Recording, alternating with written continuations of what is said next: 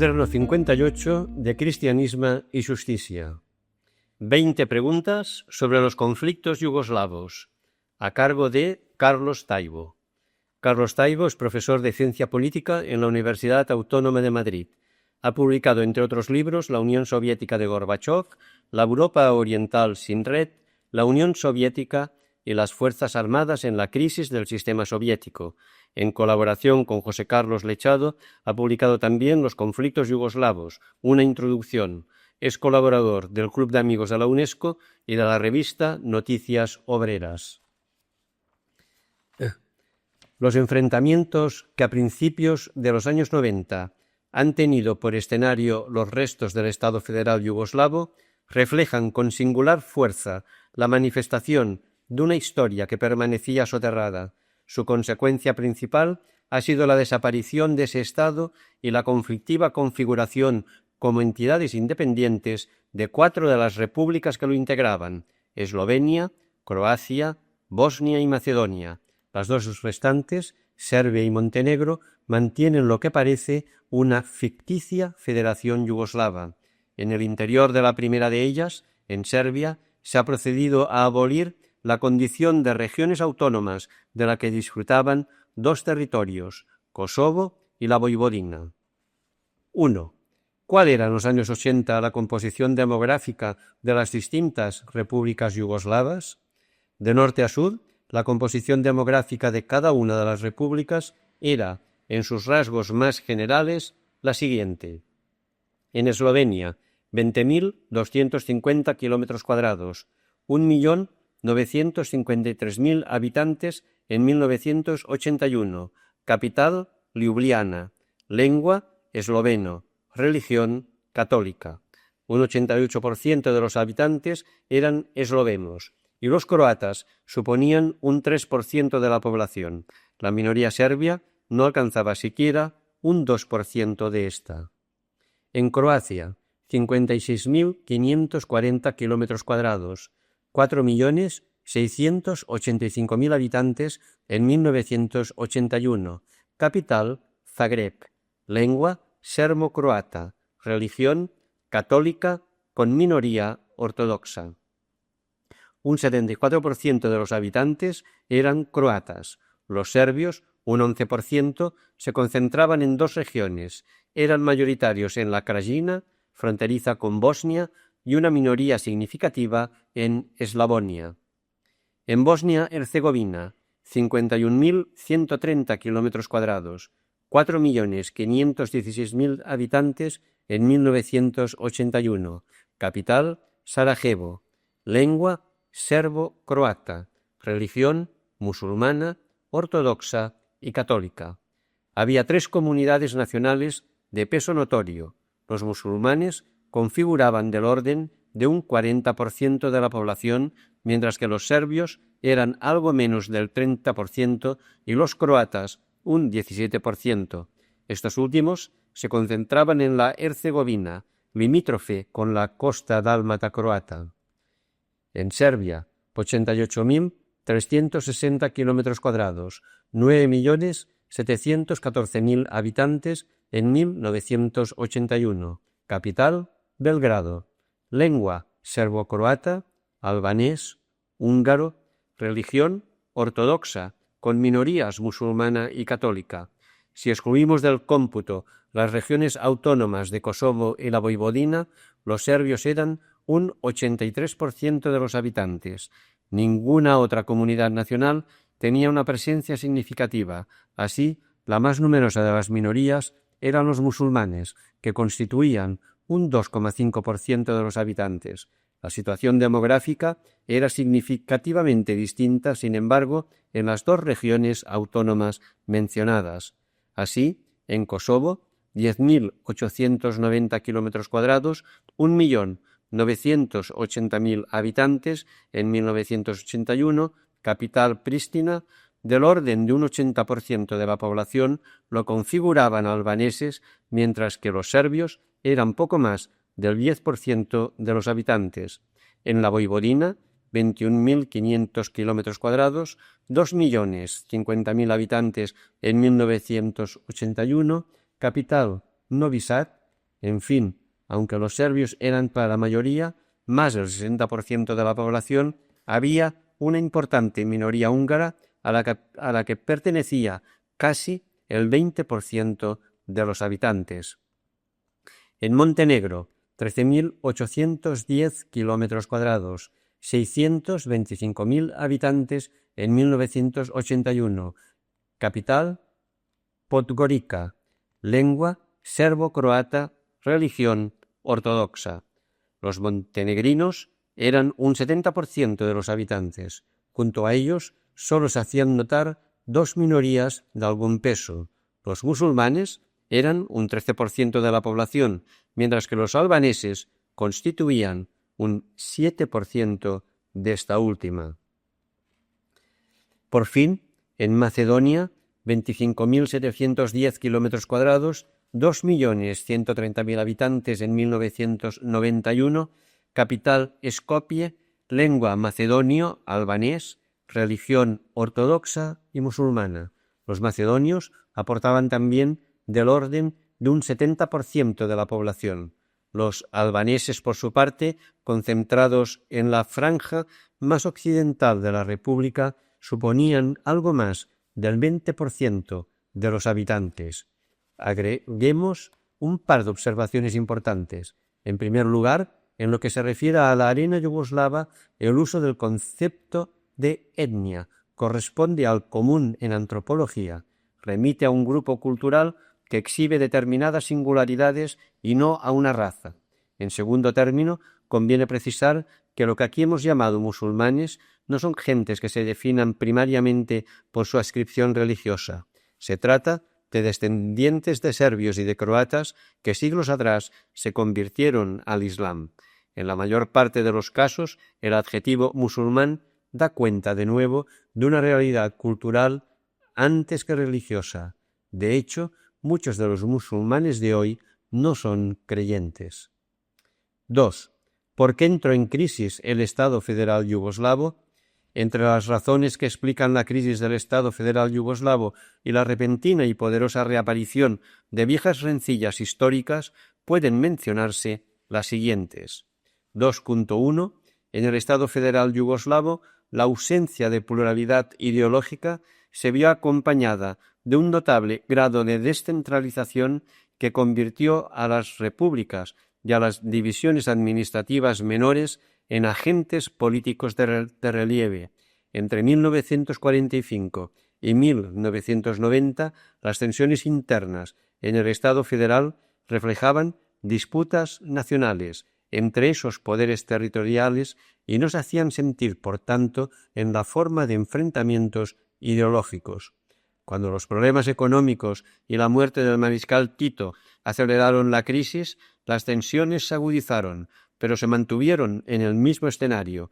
La desintegración del viejo régimen no dio lugar, como sucedió en otros países del área, a un enfrentamiento entre izquierda y derecha, sino que se tradujo en una repetición de la tradicional colisión entre naciones, producto ante todo de la ruptura de las reglas del juego protagonizada por las autoridades serbias. Las disputas ideológicas sólo aparecieron en el interior de cada una de las repúblicas que integraban el Estado federal. 2.2. En los 2 últimos decenios, Yugoslavia experimentó una significativa crisis económica. La economía se mostraba incapaz de extraer provecho de algunas de sus innegables ventajas en comparación con otros países del área. Su descentralización, su relativa focalización en el consumo, algunos elementos próximos a las economías de planificación centralizada adquirieron, entretanto, un renovado vigor en la forma de una poderosísima burocracia, de una notable falta de estímulos o de una evidente ineficacia en la gestión.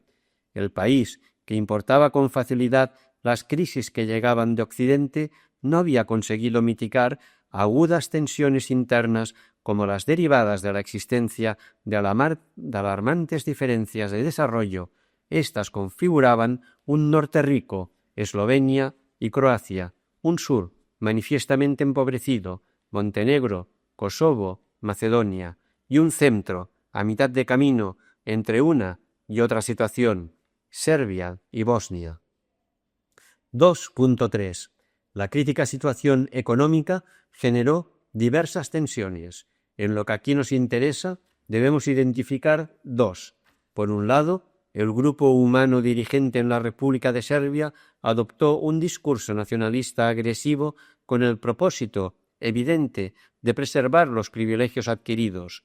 Por el otro, buena parte de las élites políticas de Eslovenia y Croacia apostaron con mayor o menor claridad por el abandono de un Estado, el yugoslavo, en el que apreciaban una rémora para los intereses económicos de las dos repúblicas claramente más desarrolladas. Es importante subrayar de cualquier modo que la ruptura de las reglas del juego protagonizada entre 1986 y 1991 por las autoridades serbias no respondió al objetivo de poner un freno a las tendencias secesionistas en Eslovenia y Croacia. En ninguno de los pronunciamientos del nacionalismo serbio en ascenso se recurrió a este argumento. Como más adelante veremos, las demandas de las autoridades serbias se concentraron, muy al contrario, en una agresiva propuesta de reconfiguración de fronteras en la que estaban implícitos el reconocimiento de la independencia de Eslovenia y de Croacia por un lado y la propia desaparición del Estado federal por el otro. No hay, pues, una relación causal entre las tensiones secesionistas de las dos repúblicas septentrionales y la política de las autoridades serbias. Esta le vino como anillo al dedo, eso sí, a las fuerzas partidarias de la independencia de Eslovenia y Croacia. 2.4. En un escenario de notable entrecruzamiento étnico, las fronteras entre las repúblicas yugoslavas rara vez dibujaban, como se deduce de la respuesta a la primera pregunta, comunidades homogéneas. Uno de los rasgos que explican muchos de los conflictos posteriores es la presencia de serbios fuera del territorio de su república, fundamentalmente en dos regiones de Croacia, Eslavonia y Krajina, en buena parte de Bosnia y con menor intensidad en Montenegro, Kosovo y Macedonia. En el territorio de Bosnia y junto a una mayoría musulmana existían también, ya lo hemos señalado, áreas pobladas fundamentalmente por croatas. Nos encontramos, en otras palabras, ante un espacio geográfico en el que se ha hecho sentir un claro cruce de pueblos, del que el mejor ejemplo es sin duda el caso de Bosnia. 2.5. La tensión entre el campo y la ciudad ha constituido, al parecer, un dato decisivo. Los protagonistas de las principales rencillas interétnicas han sido casi siempre gentes del campo, mucho más permeables a discursos nacionalistas agresivos y mucho más inclinadas a invocar viejos contenciosos históricos mal resueltos. Los habitantes de las ciudades, en cambio, parecen haber permanecido relativamente al margen de muchas de las dinámicas de enfrentamiento. 2.6. Las Fuerzas Armadas del Estado Federal exhibían dos singularidades: la presencia masiva de serbios en sus escalafones superiores, lo que creaba un entorno propicio para una serbianización, y la existencia de unidades de defensa territorial en cada una de las repúblicas, circunstancia que otorgaba a éstas cierto margen de maniobra militar. El hecho de que la descentralización afectase a las propias Fuerzas Armadas tuvo una importancia decisiva en el desarrollo de las crisis posteriores. Y 2.7. El hundimiento de los regímenes imperantes en la mayoría de los estados de la Europa central y oriental ejerció un influjo innegable en Yugoslavia, cuyos habitantes pudieron comprobar a finales de 1989 cómo países que siempre habían estado por detrás en el terreno político se colocaban repentinamente por delante. 3. ¿Cuál es la naturaleza de los conflictos yugoslavos? La naturaleza de las crisis yugoslavas remite a una poderosa reaparición de la historia en la cual los elementos ideológicos desempeñan un papel menor. Muchos enfrentamientos lo son entre etnias, culturas, lenguas, religiones, y no entre ideologías políticas o sistemas económicos. Muy en particular, es imposible identificar en la arena yugoslava una colisión entre el comunismo, que de acuerdo con una interpretación estaría representado por las autoridades serbias, y la democracia liberal, representada por las autoridades eslovenas y croatas. Hay, bien es cierto, una significativa oposición de evidentes resonancias ideológicas entre el proyecto multiétnico y multicultural que una buena parte de la población bosnia, la mayoría de los musulmanes, pero también y con ellos muchos serbios y croatas, ha intentado defender, y el proyecto exclusivista y xenófobo avalado por los gobiernos de Serbia y de Croacia.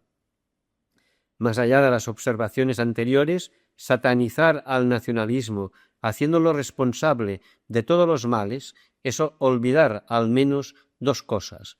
En primer lugar, hay diferentes tipos de nacionalismo. No es comparable el comportamiento exhibido por un nacionalismo agresivo, el hoy imperante en Serbia, es demostrado por nacionalismos que han buscado el diálogo y la cooperación entre etnias, el dominante entre los musulmanes bosnios, y el desplegado por una comunidad humana decidida a resistir frente a una visible agresión externa, el nacionalismo que se hace notar en estas horas entre los albaneses de Kosovo. En segundo lugar, no está de más recordar que en buena medida los conflictos yugoslavos remiten, como ya hemos señalado, al comportamiento de grupos humanos en el poder, primero el gobernante en Serbia, más adelante el imperante en Croacia, que se han servido del nacionalismo para preservar su condición de privilegio. En este marco, el nacionalismo más bien parece un instrumento que la causa primera de los problemas. Por último, los conflictos yugoslavos obligan a distinguir, como tantas otras veces, entre los pueblos y los gobiernos. No estamos ante un enfrentamiento entre comunidades humanas en el cual unas sean un dechado de perfecciones y otras alarmantes engendros del mal. El papel central, la dispersión de la población por las repúblicas limítrofes, el control sobre una poderosa maquinaria militar y la reapertura de viejas heridas han colocado en manos de Serbia unas capacidades que no han estado al alcance de otras naciones. Los campos de concentración, la limpieza étnica y la voluntad de acometer revisiones en las fronteras no han sido de cualquier modo comportamientos privativos de los serbios. 4.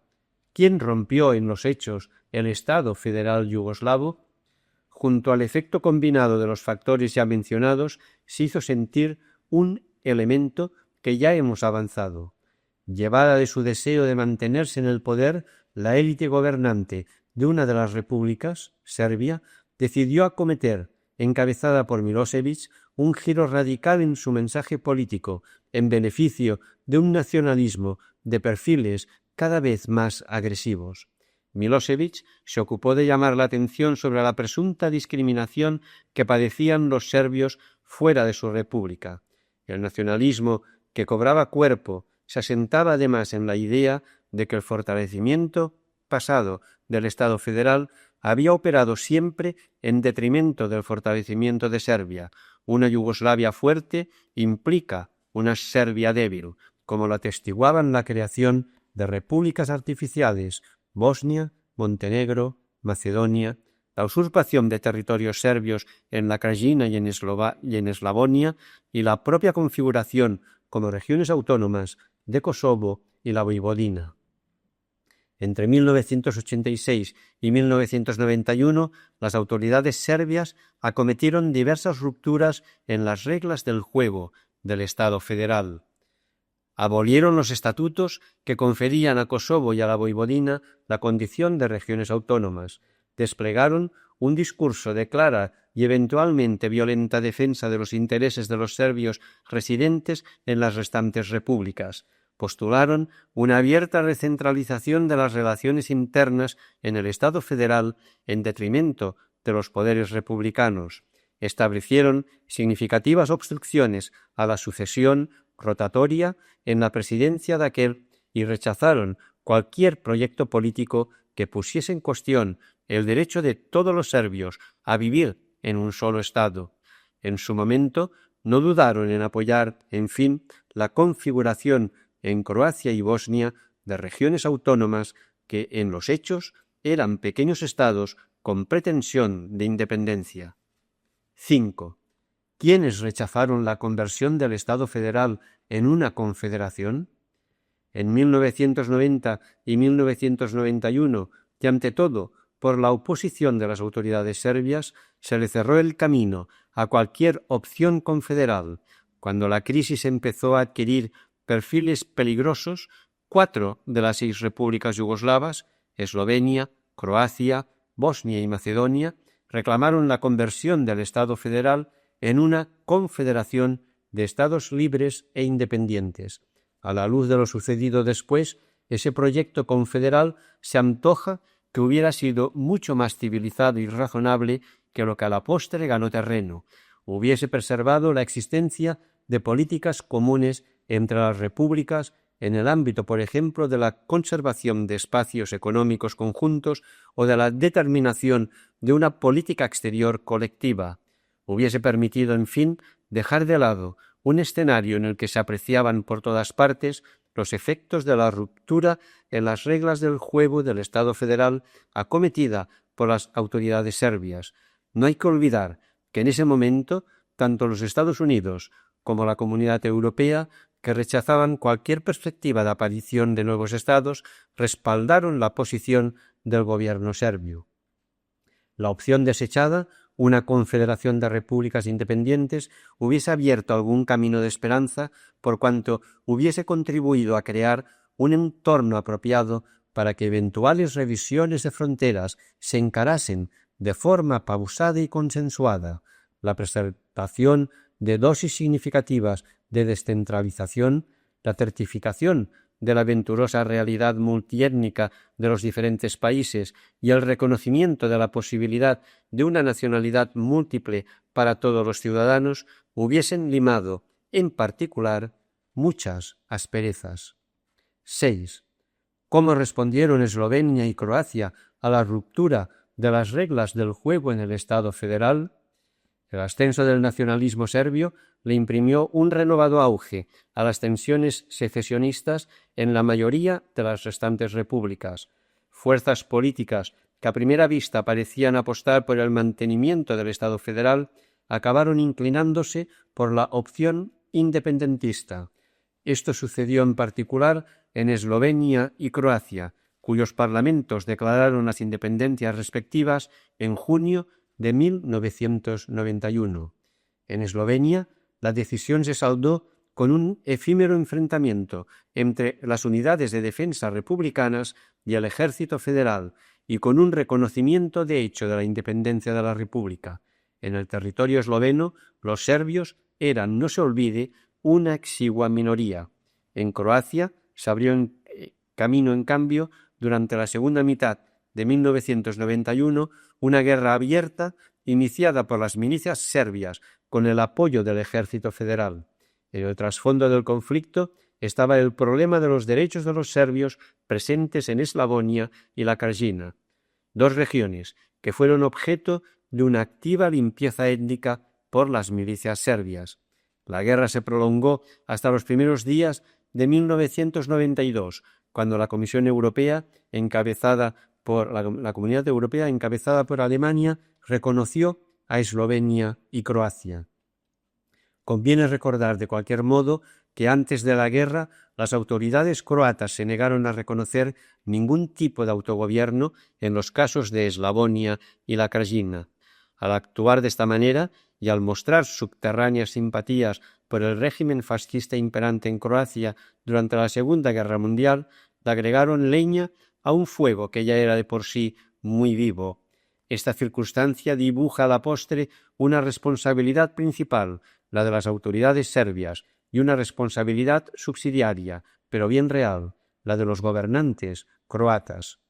Al respecto de la guerra serbio-croata de la segunda mitad de 1991, mucho se ha hablado también del papel desempeñado por el reconocimiento alemán de Eslovenia y en particular de Croacia. Es innegable, por lo pronto, que los movimientos alemanes se vieron marcados por el propósito de consolidar una clara esfera de influencia en el norte del viejo Estado federal yugoslavo. En la práctica, Alemania fue el principal valedor de la independencia de las repúblicas septentrionales, sin que ello obligue a aceptar, sin embargo, muchas satanizaciones de la política germana que se asientan en argumentos débiles. No fueron los alemanes, sino más bien las condiciones de la política serbia quienes impulsaron las declaraciones de independencia de Eslovenia y Croacia, y menos puede acusárseles de estimular los enfrentamientos bélicos. No en vano su reconocimiento de esas repúblicas se produjo al cabo de medio año de agresión militar serbia. La satanización de la política alemana más bien parece un subterfugio para ocultar en quienes la cometen una apuesta decidida y nada mesurada por el mantenimiento de los estados realmente existentes y un olvido de las responsabilidades que corresponden al expansionismo nacionalista imperante en Serbia entre 1986 y 1991. Alemania defendió innegablemente mezquinos intereses, pero no fue responsable principal de la ruptura del Estado yugoslavo. 7.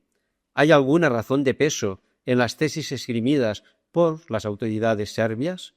Cuando las autoridades serbias ofrecen alguna explicación sobre su comportamiento, su argumento central es siempre el mismo: el abandono unilateral que Eslovenia y Croacia protagonizaron del Estado federal creó problemas muy graves a los serbios presentes en otras repúblicas, cuyos derechos fueron violentados. En consecuencia, la desaparición de la federación eximió a Serbia de cualquier obligación de respeto de las fronteras interrepublicanas existentes con anterioridad a la primavera de 1991. Esta tesis, que como todas algo tiene de verdad, se asienta en un voluntario olvido de la naturaleza de la política desplegada por el gobierno serbio con posterioridad a 1986. Las autoridades serbias protestan por algo que no fue sino una consecuencia de su propio comportamiento. Si no hubiesen roto las reglas del juego en el Estado federal, probablemente la secesión de Eslovenia y de Croacia no se hubiese producido. Las responsabilidades correspondientes hubiesen sido entonces otras y no hubiesen sido violentados los derechos de los serbios presentes en esas repúblicas. Esto aparte, la constante acusación de inconstitucionalidad que recibieron del lado serbio los referéndum de autodeterminación celebrados en Eslovenia, Croacia, Bosnia, Macedonia y Kosovo, no impidió que las minorías serbias de la Krajina recurrieran al mismo procedimiento y que los responsables gubernamentales de Belgrado viesen con buenos ojos otro referéndum, el de Montenegro, que era visiblemente favorable a sus intereses. Este es un ejemplo más de cómo la política de las autoridades serbias mostró en los hechos un escaso respeto por normas y principios.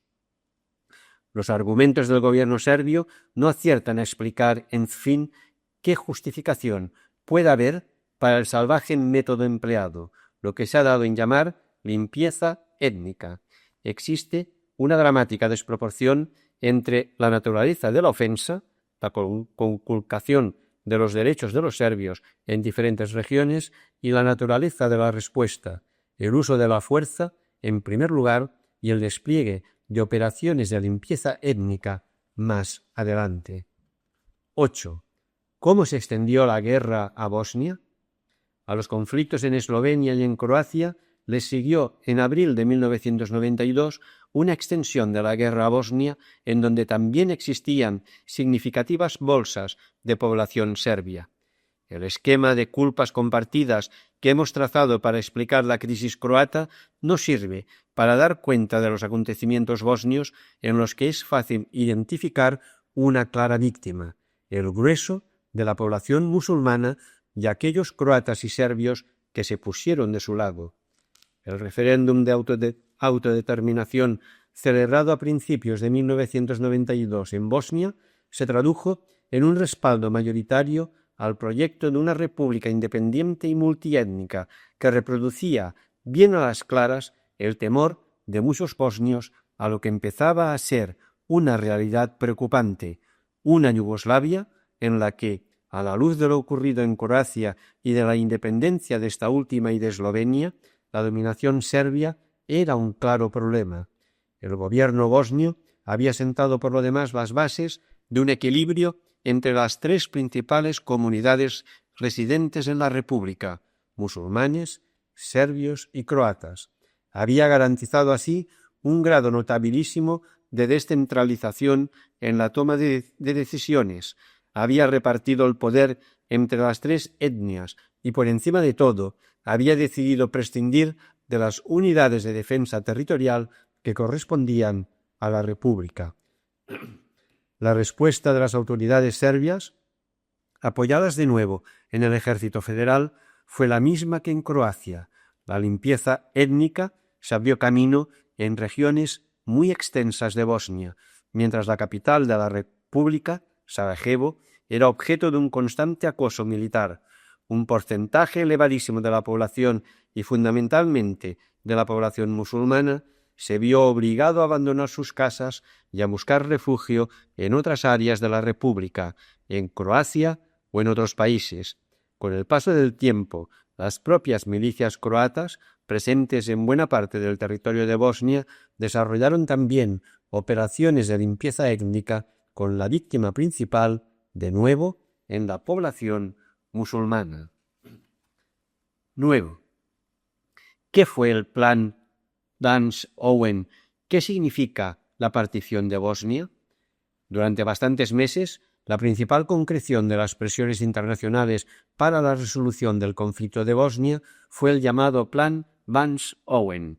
En su esencia, el plan pretendía garantizar, al menos formalmente, la integridad territorial y la soberanía de Bosnia. Determinaba también una decena de cantones cuya dirección política se fijaba con arreglo a criterios étnicos. En unos de ellos, el gobierno estaría encabezado por musulmanes, en otros por serbios y en otros, en fin, por croatas. Con el paso del tiempo, ha perdido importancia que el plan que nos ocupa le confiriese un carácter legal a una división en cantones asentada en visibles y aberrantes criterios étnicos. También la ha perdido el hecho de que la comunidad internacional confiase en que criminales de guerra como Radovan Karadzic, el principal dirigente de las milicias serbias de Bosnia, y Mate Boban, su homólogo croata, no precisamente caracterizados por su respeto de los derechos de las minorías, se aprestasen a encabezar el gobierno de alguno de esos cantones. Quienes pensaban que el plan Vance-Owen institucionalizaba los resultados de largos meses de sistemática limpieza étnica podían contentarse con la idea de que garantizaba la preservación de Bosnia como Estado independiente y soberano. Pero ni siquiera el plan Vance-Owen consiguió abrirse paso, toda vez que a mediados de 1993 la comunidad internacional acabó dando su visto bueno a la propuesta serbio-croata de partición de Bosnia en 3 estados étnicamente homogéneos. Las protestas del gobierno legítimo de la República, que seguía empeñado en defender una Bosnia interétnica e intercultural, como la que se manifestaba en su propia configuración, toda vez que en él participaban musulmanes, serbios y croatas, no se trataba, por tanto, de un gobierno musulmán. Apenas sirvieron de nada. La comunidad internacional, deseosa de quitarse de encima un engorroso problema, prefirió respaldar una vez más a los fuertes y cerrar los ojos ante las consecuencias, en este caso evidentes, de su comportamiento. El plan de partición prácticamente acababa con toda ficción de Estado común, y en la línea trazada por el plan Vance-Owen, su antecesor en todos los sentidos, respaldaba en los hechos los resultados de la conquista de territorios por la fuerza. Significativo es que los dos gobiernos autoritarios de la zona, el croata y el serbio, se pusiesen de acuerdo para repartirse un territorio, el de Bosnia, en visible perjuicio de quienes eran la mayoría en él, los bosnios musulmanes. Al amparo de lo que la comunidad internacional ha decidido premiar, el Estado musulmán que puede ver la luz no tendrá demasiados motivos para preservar su voluntad de reafirmación multiétnica, aparte de verse en la obligación de afrontar ingentes problemas de supervivencia. Mientras es probable que las repúblicas serbia y croata de Bosnia acaben sumándose a sus estados matrices respectivos, una situación semejante a la de Palestina en 1947 y 1948 ha cobrado cuerpo. En fin, en un escenario desde el que en estas horas se transmite un inquietante mensaje al resto del continente europeo. Los señores de la guerra se han salido con la suya, han conseguido mover en su provecho las fronteras, han consolidado formaciones político-territoriales asentadas en la pureza étnica y lo han hecho además con el beneplácito de la comunidad internacional. Aunque el acuerdo bosnio-croata de principios de 1994 pueda alterar en alguna medida esta situación, el problema de fondo sigue siendo el mismo. 10. ¿Cuál es la situación en Kosovo y en Macedonia? Kosovo y Macedonia son posibles escenarios de tensiones futuras. La situación en Kosovo es extremadamente delicada desde años atrás. Las autoridades serbias han impuesto un auténtico estado de sitio del que es víctima la mayoría albanesa. El Parlamento kosovar ha sido disuelto mientras se prohibía la enseñanza en albanés y se abolía la condición de región autónoma. Un activo movimiento de resistencia civil ha visto la luz entre los albaneses. No se olvide que los nacionalistas serbios estiman que es Kosovo donde en 1389 surgió la nación serbia.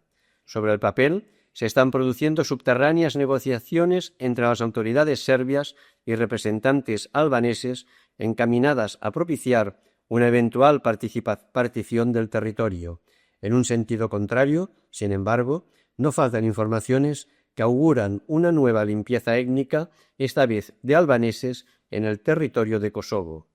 En el caso de Macedonia, parece ser mayoría las fuerzas políticas serbias que consideran que la república es una creación artificial y que, en consecuencia, reclaman que su territorio se incorpore a la Gran Serbia. La presión de Grecia, asentada en el irrisorio argumento de que Macedonia ha usurpado el nombre de una región griega, ha impedido durante más de un año un reconocimiento internacional de la República que por fin se abrió camino en abril de 1993. Aún así, son muchos los países que están postergando el intercambio de embajadores y Macedonia, que prácticamente carece de fuerzas armadas y que en modo alguno es una amenaza para los estados limítrofes, ha sido así, y en cierta forma lo es todavía, la víctima principal del embargo internacional contra Serbia y Montenegro. El riesgo de una extensión de la guerra a Kosovo y Macedonia se acompaña de otro, el de una abierta internacionalización de los conflictos yugoslavos.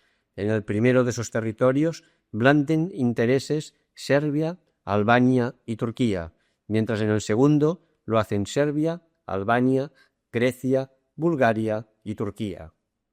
11. ¿Qué ocurre en el panorama político interno de Serbia y Croacia? Tanto en Serbia como en Croacia, y bien que con rasgos diferentes, se han hecho sentir poderosas tendencias que reflejan el ascenso de un nacionalismo agresivo y un creciente autoritarismo. En una y otra república, los valores militares parecen imperar sobre cualesquiera otros, mientras los efectos de la guerra se hacen notar por doquier. El embargo internacional y la dinámica bélica han generado una grave crisis económica, de tal suerte que los gobiernos, apoyados en este caso por buena parte de la oposición, han transmitido durante muchos meses un mensaje extremadamente agresivo. El autoritarismo en ascenso en las dos repúblicas que nos ocupan tiene una secuela fundamental.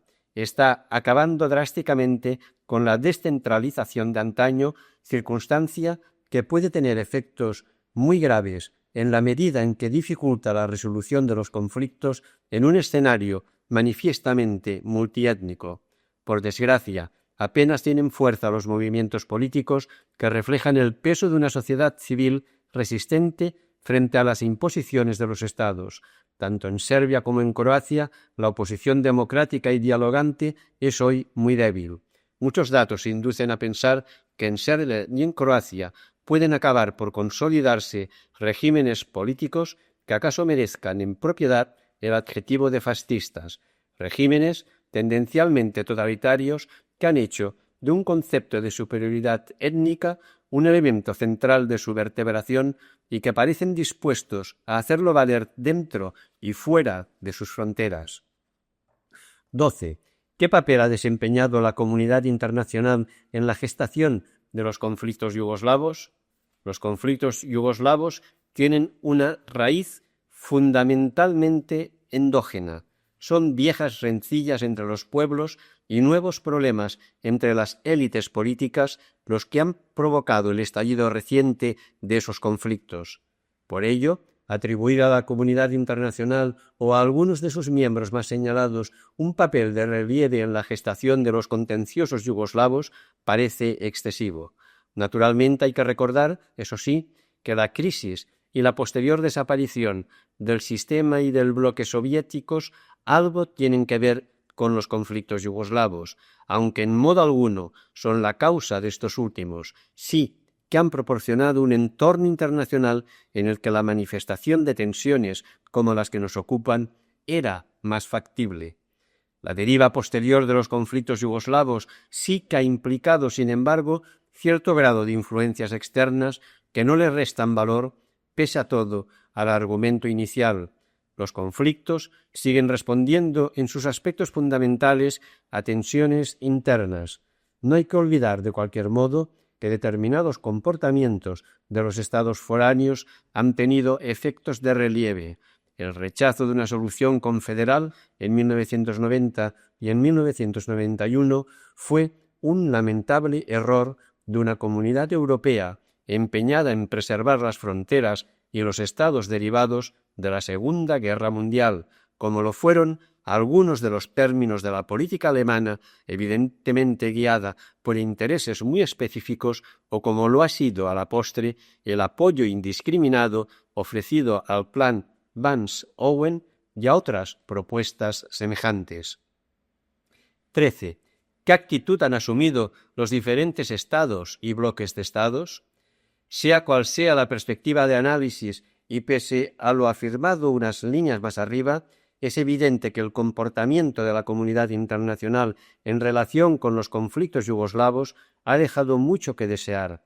La diferencia en la actitud y en los movimientos que la ONU ha exhibido en relación con las sucesivas crisis y la adoptada en el pasado en lo que respecta al conflicto del Golfo es palmaria, como lo es el plegamiento que el máximo organismo internacional demuestra para con los intereses de las grandes potencias. Al respecto, el comportamiento de la Comunidad Europea es bien gráfico, claramente superada por los acontecimientos, dividida en cuanto a las opiniones y dependiente en muchos casos de las peculiaridades de cada uno de los Estados miembros. La Comunidad Europea no ha dudado en respaldar ostentosas conculcaciones del derecho de autodeterminación y ha reaccionado siempre de manera tardía al uso de la fuerza. La práctica pacífica de la fórmula referendaria no consiguió, por lo demás, lo que sí lograron unas semanas de sangriento conflicto bélico, el reconocimiento de la independencia de las nuevas repúblicas. La Comunidad Europea ha sido rehén, en fin, de intereses particulares como los blandidos por Alemania en los casos de Eslovenia y Croacia, ya nos hemos referido a ello, o por Grecia en el de Macedonia. Sean cuales sean las opiniones, es innegable que ha existido cualquier cosa menos una política comunitaria dispuesta a hacer valer con premura consensos y principios. Con estos antecedentes y tras un período de incertidumbres, no es difícil imaginar el futuro. Lo que ya es la Unión Europea bien puede dar su visto bueno a lo que, en unos casos, Croacia, parece una activa revisión de fronteras llamada a ratificar los efectos de las políticas de limpieza étnica, en otros, Bosnia-Herzegovina, la desaparición de un Estado independiente y soberano, y en un tercero, Kosovo, la consolidación de las arbitrariedades y de los abusos protagonizados por los dirigentes serbios. Estamos, en suma, ante un triunfo más, y esta es la tónica comunitaria de los intereses sobre los principios. Pese a las apariencias, no son muy diferentes las cosas que pueden decirse con respecto a la política norteamericana. supuestamente más inclinados a defender principios y derechos, en la realidad los Estados Unidos no han hecho valer ninguna de sus amenazas, ni han intervenido militarmente, ni han garantizado el suministro de ayuda humanitaria, ni han rechazado una aberración política como es el plan de partición de Bosnia, mientras la Federación Rusa poco más ha hecho que ratificar viejas tendencias históricas que la aproximaban a Serbia y a su mundo. La serbiofilia permea a todas las corrientes políticas en Rusia, y no solo a aquellas que se ha dado a identificar como conservadoras o ultranacionalistas. Por momentos se hace evidente, entre tanto, que la vieja Yugoslavia no es una zona de interés especial para ninguna de las potencias. Difuminado el conflicto este-oeste, su muy relativo atractivo de antaño se ha diluido también. No existen, por otra parte, riquezas naturales que aconsejen la adopción de medidas correctoras drásticas, como las desplegadas frente a Irak en 1991.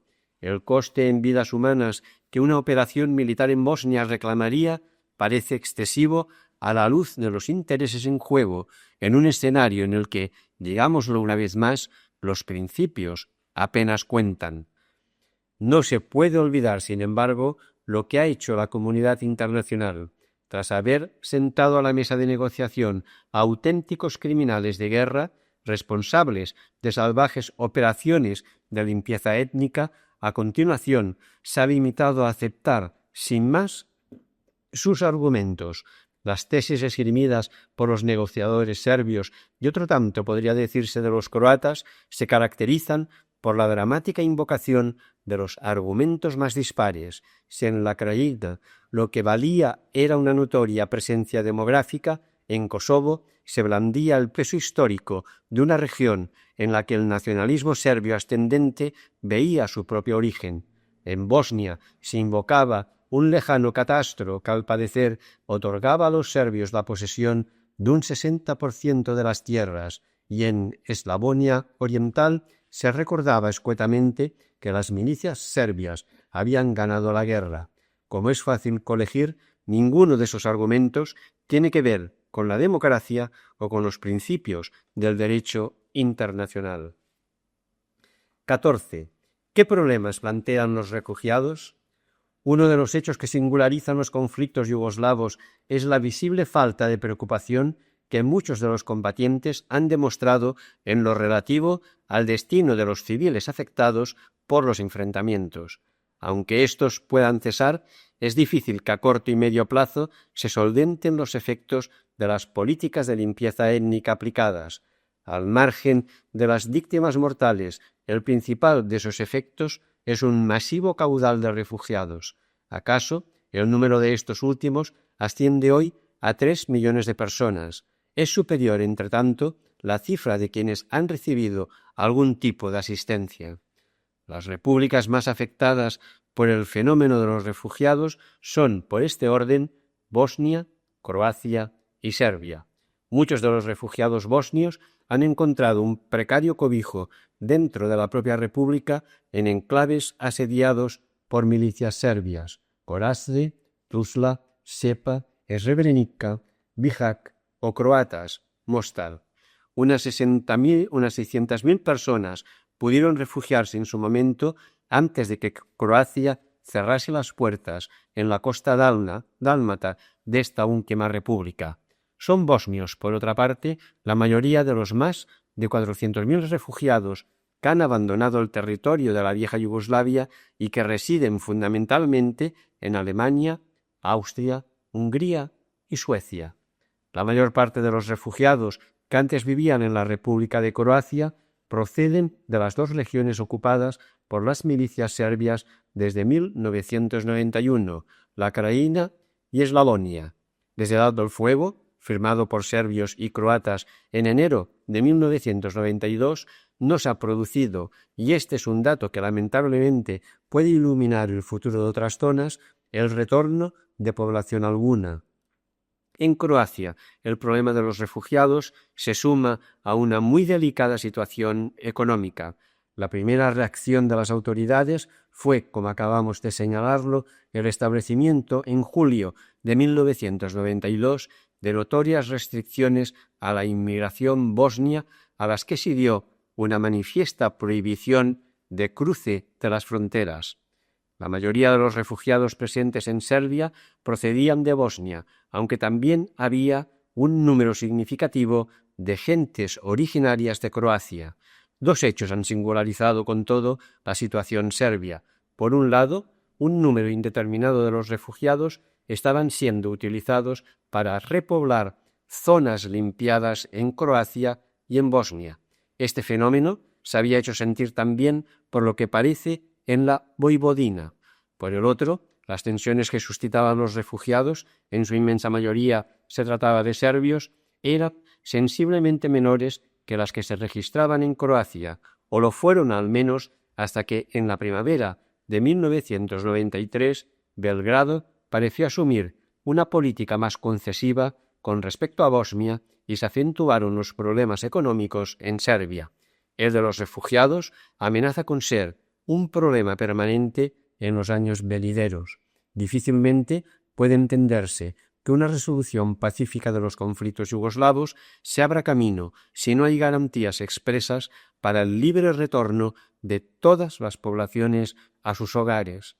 La situación actual es de cualquier modo una demostración más de la mezquindad de una comunidad internacional que con honrosas excepciones ha preferido darle la espalda a las necesidades de varios millones de refugiados y en estas horas no le hace ascos a la creación de auténticos guetos fronterizos.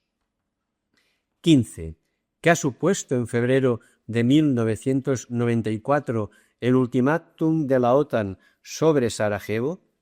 En relación con Bosnia, el año 1994 se inició con tres significativas novedades. En primer lugar, y en febrero, la OTAN realizó un ultimátum para que las milicias serbias retirasen su artillería pesada de los alrededores de Sarajevo. Al cabo de unos días, la retirada fue una realidad. El ultimátum, que pretendía hacer valer una vieja resolución del Consejo de Seguridad de la ONU por la que se establecían zonas de seguridad en 6 ciudades bosnias, apenas ha tenido continuación. Sin embargo, en los otros 5 enclaves, Zepa, Srebrenica, Gorazde, Tuzla y Bihać, hay quien sostiene, por otra parte, que la retirada de efectivos y dispositivos de la región de Sarajevo se traducirá en un rearme en otras áreas de Bosnia-Herzegovina. En segundo lugar, se ha hecho evidente el alineamiento de la Federación Rusa con las autoridades serbias. Rusia, que ha contribuido a reforzar una delicadísima distinción, la que establece cascos azules amigos y cascos azules enemigos, ha ratificado su clarísima apuesta por la partición étnica de Bosnia. De acuerdo con una interpretación, tanto el ultimátum de la OTAN como la renovada presencia rusa obedecen a un mismo propósito: conseguir que los frentes se mantengan tal y como estaban a principio de 1994 y evitar, en particular, una ofensiva militar para la que, al parecer, se estaba preparando el gobierno bosnio. De hacerse notar esta última, no se olvide, la guerra se prolongaría y el esquema de partición étnica vigente en las negociaciones de Ginebra entraría en una agudísima crisis en detrimento de los provisionales vencedores, los gobiernos de Serbia y Croacia. Con arreglo a este punto de vista, las potencias occidentales y Rusia estarían intentando legitimar una vez más los resultados de 2 años de limpiezas étnicas en Bosnia. En tercer lugar, en fin, y tras presiones norteamericanas, el gobierno croata parece haber modificado sus posiciones en 1993. Sus escasos progresos en la arena bosnia han provocado un significativo retorno a lo que Croacia decía defender antes de su activa intervención en Bosnia-Herzegovina. El incipiente acuerdo bosnio-croata parece conducir a un efectivo alto el fuego, pero exhibe notorias limitaciones. Depende en su aplicación de la dinámica de acercamiento-confrontación entre los gobiernos de Serbia y de Croacia. Apenas se afecta un 30% del territorio de Bosnia y, en fin, no son demasiado claras sus consecuencias sobre los planes de partición étnica que se siguen manejando en Ginebra. En último término, la propia deriva política interna en Croacia tanto puede contribuir a ratificar las aproximaciones al gobierno de Bosnia como, por el contrario, traducirse en una apuesta por el reparto del grueso de esta última entre las dos grandes potencias regionales, Serbia y Croacia. 16. ¿Qué puede decirse sobre una eventual intervención internacional? Al hablar del papel de la comunidad internacional en la deriva de los conflictos yugoslavos, apenas se ha hecho mención de una palabra clave: intervención. Sin embargo, durante meses, la mayor parte de los datos referidos a las actitudes de la comunidad internacional han apuntado a una contradicción. Mientras las declaraciones oficiales daban cuenta de una intervención militar que se anunciaba inmediata, en los hechos, las potencias occidentales mostraban una reticencia general a llevar adelante sus compromisos. La consecuencia era clara: la comunidad internacional más bien optaba por poner parches, embargo contra Serbia y su apoyo montenegrino, zona de excursión aérea en Bosnia, el propio plan Vance-Owen. En el proceso de enfrentamiento-negociación, todos esos parches reflejaban la voluntad de buscar fórmulas que, aun sin resolver cuestión crucial alguna, hiciesen creer que la comunidad internacional estaba tomando cartas en el asunto con absoluta seriedad. Por lo demás, la cuestión de la intervención planteaba un sinfín de problemas, y ello, aun cuando era fácil convenir que había modalidades de intervención preferibles a algunas actitudes no intervencionistas. No podían olvidarse, sin embargo, las enormes limitaciones y los riesgos que exhiben siempre las soluciones estrictamente militares. Al margen de ello, quienes reclamaban abiertamente una intervención militar rara vez se tomaban la molestia de explicar en detalle qué es lo que entendían por tal, cuáles eran los medios y los objetivos que invocarían y qué instancia o instancias deberían correr a cargo de la iniciativa. Probablemente no eran muchos los que rechazaban de plano una intervención que se saldase con el menor coste posible de vidas, invirtiese los resultados de las conquistas territoriales y permitiese el retorno de la población a sus lugares de origen. Pero no está claro que la comunidad internacional concibiese en momento alguno una intervención ajustada a términos como estos. Muy al contrario, ha dado muestras en repetidas ocasiones de una visible voluntad de aceptar las componendas más lamentables. Así las cosas, la intervención no garantiza en modo alguno la resolución de los problemas de fondo.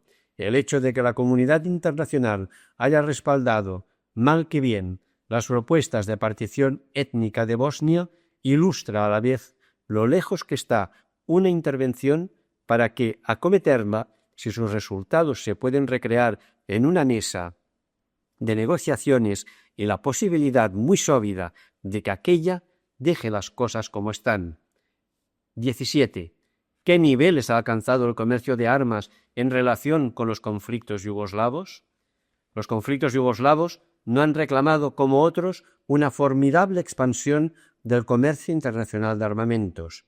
Ello ha sido así, ante todo, por una razón: la parte más poderosa, las milicias serbias que han operado en Croacia y Bosnia, ha heredado en los hechos los arsenales correspondientes al ejército federal yugoslavo, que, no lo olvidemos, era la cuarta fuerza armada del continente europeo tras los ejércitos soviético, francés y británico. A partir de 1991 parece haberse verificado una auténtica serbianización del ejército federal yugoslavo, en cuya cúpula han desaparecido los militares yugoslavistas, más bien contrarios al empleo de las unidades federales en la resolución de conflictos entre las repúblicas. el esfuerzo que las autoridades serbias han realizado para mantener en pie la ficción de una federación yugoslava integrada por Serbia y Montenegro, alguna relación guardaba, por cierto, con el designio de mantener tranquilos a muchos de esos militares yugoslavistas que veían con malos ojos el reseñado proceso de serbianización. Al margen de lo anterior, es innegable, sin embargo, que todas las partes contendientes han adquirido armas en el exterior. Ello ha sido particularmente evidente en el caso de Croacia. Lo fue en el de Serbia hasta que el embargo internacional sobre la República se estrechó y ha empezado a ser una realidad en 1993 en el caso de Bosnia, que en virtud de procedimientos distintos ha conseguido acceder a numerosas armas ligeras. Al menos una cincuentena de países han vendido armas a alguno de los bandos contendientes. Pese a que las transacciones, como ya hemos señalado, no han alcanzado la espectacularidad de otros conflictos, no podemos olvidar el papel central que la lógica militar ha asumido en los últimos años en la arena yugoslava. Significativo es, por ejemplo, que los máximos dirigentes serbios y croatas en Bosnia y Herzegovina sean, en los hechos, auténticos caudillos paramilitares. Hay que recordar, de cualquier modo, que no han faltado apuestas consistentes por otro tipo de comportamientos. Mencionemos los tres casos más significados. El primero no es otro que la ya citada desmilitarización avalada en 1991 por el gobierno de Bosnia al renunciar a las unidades de defensa territorial que se hallaban bajo su mando. El segundo es el movimiento de desobediencia civil no violenta protagonizado en Kosovo desde un lustro atrás por la mayoría albanesa. El tercero, en fin, lo configura la resistencia a la conscripción que han demostrado decenas de miles de ciudadanos serbios y montenegrinos. Por cierto, que la Comunidad Europea se ha negado a reconocer la condición de refugiados políticos a los insumisos procedentes de Serbia y Montenegro. 18. ¿Por qué los movimientos por la paz y la izquierda en general han reaccionado de forma tardía ante la deriva de los conflictos yugoslavos? En el caso de los movimientos por la paz se han hecho sentir al menos dos circunstancias. La primera no es otra que la crisis que esos movimientos atravesaban desde antes del estallido de los conflictos yugoslavos. La desmovilización era un dato innegable desde que a finales de los 80 las negociaciones de control de armamentos experimentaron un significativo giro. Esto aparte, la naturaleza de los conflictos yugoslavos y en particular la imposibilidad de encasillarlos en el esquema clásico de la Guerra Fría y del enfrentamiento entre bloques hizo que los movimientos por la paz se enfrentasen a tareas teóricas muy arduas. Tardaron en tomar conciencia, además, de algo que en estas horas parece evidente: el hecho de que los Estados Unidos no sean una parte central en un conflicto en modo alguno justifica la inacción de unos movimientos, los pacifistas, cuya presencia y cuyas propuestas son particularmente necesarias en crisis como las que se han desarrollado en la vieja Yugoslavia. En el caso de la izquierda, entendida en un sentido más general, hay que recordar que ha encontrado grandes dificultades para encarar los acontecimientos registrados en la Europa central y oriental. En muchos casos, sus representantes han reflejado, por lo demás, una inequívoca adhesión al mantenimiento de los estados realmente existentes. En los hechos, esta circunstancia ha propiciado que respaldasen, aun sin quererlo, la política de las autoridades serbias y que rechazasen lo que de racional había en la reacción de las repúblicas secesionistas. Tampoco han faltado en la izquierda fuerzas políticas que han asumido de manera acrítica una visión manifiestamente descarriada, la que invitaba a concluir que en los conflictos yugoslavos había un enfrentamiento entre una república comprometida con un proyecto colectivo de justicia y de solidaridad, Serbia, y un conjunto de caprichosos estados separatistas que reflejaban el ascenso del capitalismo más duro y de las fórmulas más severas de autoritarismo. La certificación de que es precisamente en Serbia y también en Croacia, claro, en donde ha cobrado cuerpo un sistema político muy próximo al fascismo, ha tardado en abrirse camino en una parte de la izquierda que se ha dejado llevar, además, por una lamentable forma de analizar las cosas, la que conduce a adoptar por sistema la posición contraria a la comúnmente defendida en los medios de comunicación.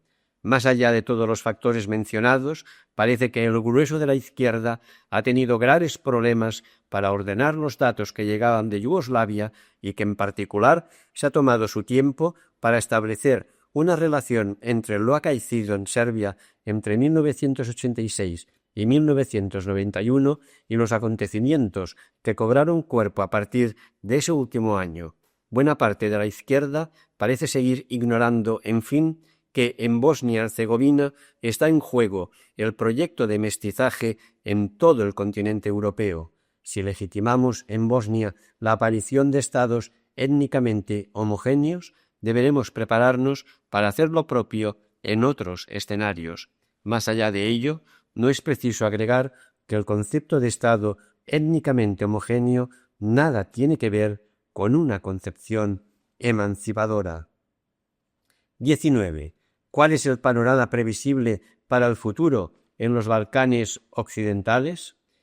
En los restos de la Federación Yugoslava parece inevitable la configuración de varios estados independientes, si bien no es sencillo establecer cuál será su número y cuál su grado de consolidación. Aunque 3 de ellos, Serbia, Croacia y Eslovenia, parecen más o menos consolidados, el futuro de los restantes es incierto.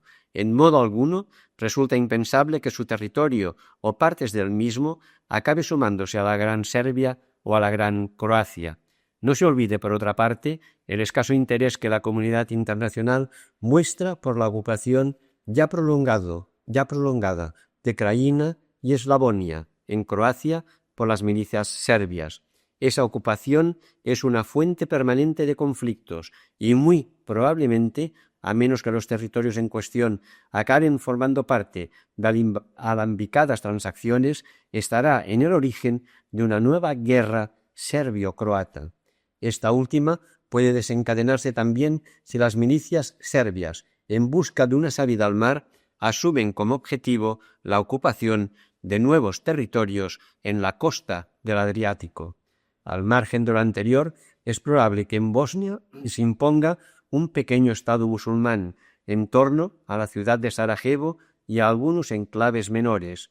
Kosovo bien puede ser escenario de un nuevo conflicto bélico en el que se dirima su pertenencia a Serbia o su derecho a una autodeterminación que podría conducir a la integración en Albania. Macedonia, por su parte, parece haber avanzado en su configuración como Estado independiente, aun cuando está rodeada de potencias hostiles. La propia entidad de Montenegro, inmerso en una alianza con la todopoderosa Serbia de la que apenas ha extraído beneficios, está en cuestión. En su estadio de principios de los años 90, los conflictos yugoslavos remiten a una portentosa repetición de la historia. Es significativo que los grandes bloques que se dibujaban a principios del siglo XX permanezcan hoy prácticamente inalterados. Como entonces, nos encontramos con un bloque occidentalista y católico que discurre desde Alemania a través de Austria e incorpora a Eslovenia y Croacia, con otro eslavófilo y ortodoxo que aúna a Rusia, Serbia y por distintas razones a Grecia, y con un tercero orientalizante y musulmán, y en él se cuentan con diferentes intensidades Bosnia, Albania, Kosovo, Macedonia y Turquía.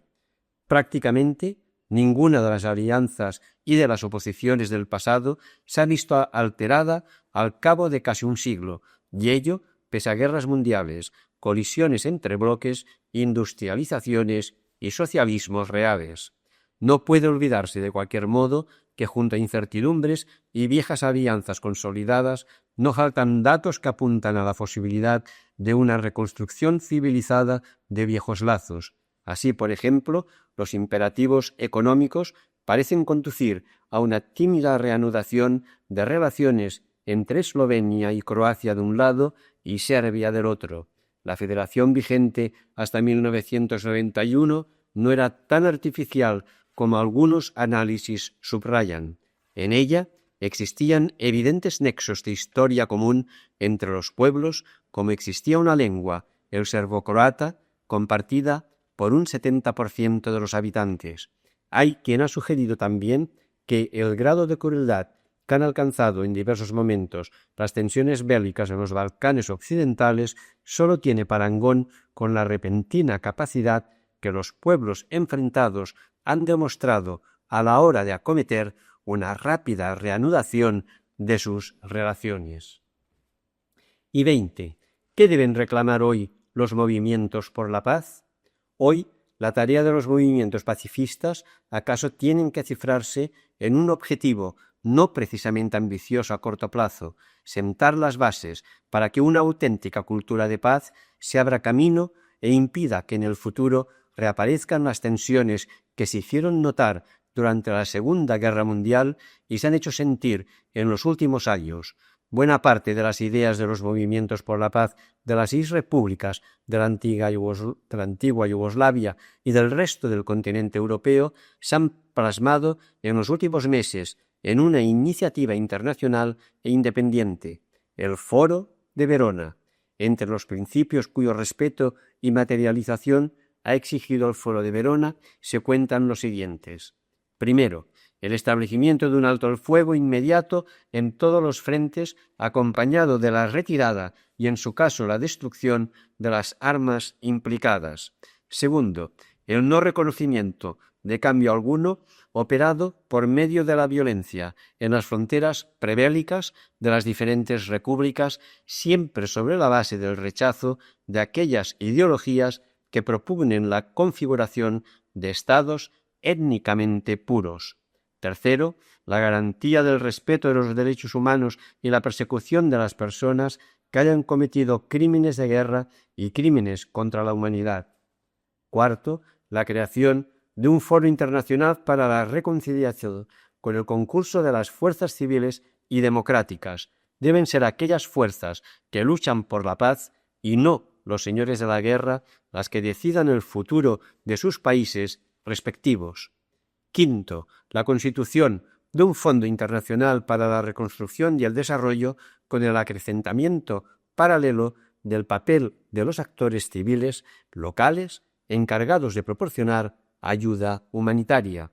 Y sexto, el apoyo al desarrollo de medios de comunicación independientes en todas las repúblicas de la antigua Yugoslavia. No hace falta mencionar, en fin, que el no reconocimiento de los efectos de las políticas de limpieza étnica y de su correlato de revisión de fronteras es una exigencia previa de resolución pacífica de los conflictos. Para hacerlo, nada mejor que recordar algo decisivo. En el escenario bosnio de estas horas y en todos los escenarios post-yugoslavos no hay, o no lo ha habido al menos durante largos meses, un enfrentamiento entre comunidades étnicas. No han entrado en colisión, como a primera vista puede parecer, musulmanes, serbios y croatas, sino que lo han hecho dos proyectos, el uno de convivencia interétnica e intercultural y el otro de imposiciones y exclusivismos. Nunca se subrayará lo suficiente que en la defensa de la ciudad de Sarajevo, principal símbolo del primero de estos proyectos, han colaborado codo con codo musulmanes, serbios y croatas. Por eso, quienes, muchas veces cargados de buenas intenciones, parecen empeñados en subrayar que en el núcleo del conflicto bosnio está un episodio más de represión de una cultura islámica, le están sustrayendo a los musulmanes de Bosnia el que es el mayor de sus activos. Su grandeza no estriba en haber resistido como musulmanes, sino en haberlo hecho como ciudadanos que sin renunciar a su condición nacional han apostado en condiciones infames por la convivencia y el respeto mutuo. Del documento del Episcopado Latinoamericano en Santo Domingo. Descubrir en los rostros sufrientes de los pobres el rostro del Señor es algo que desafía a todos los cristianos a una profunda conversión personal y eclesial. En la fe encontramos los rostros desfigurados por el hambre, consecuencia de la inflación, de la deuda externa y de injusticias sociales, los rostros desilusionados por los políticos que prometen pero no cumplen, los rostros humillados a causa de su propia cultura, que no es respetada y es incluso despreciada, los rostros aterrorizados por la violencia diaria e indiscriminada, los rostros angustiados de los menores abandonados que caminan por nuestras calles y duermen bajo nuestros puentes, los rostros sufridos de las mujeres humilladas y postergadas, los rostros cansados de los migrantes que no encuentran digna acogida, los rostros envejecidos por el tiempo y el trabajo de los que no tienen lo mínimo para sobrevivir dignamente. El amor misericordioso es también volverse a los que se encuentran en carencia espiritual, social y cultural. Nos conmueve hasta las entrañas el ver continuamente la multitud de hombres y mujeres, niños y jóvenes y ancianos que sufren el insoportable peso de la miseria, así como diversas formas de exclusión social, étnica y cultural. Son personas humanas concretas e irrepetibles que ven sus horizontes cada vez más cerrados y su dignidad desconocida. Tenemos que alargar la lista de rostros sufrientes que ya habíamos señalado en Puebla, todos ellos desfigurados por el hambre, aterrorizados por la violencia, envejecidos por infrahumanas condiciones de vida, angustiados por la supervivencia. El Señor nos pide que sepamos descubrir su propio rostro en los rostros sufrientes de los hermanos. Hasta aquí el cuaderno 58 de Cristianisme y Justicia.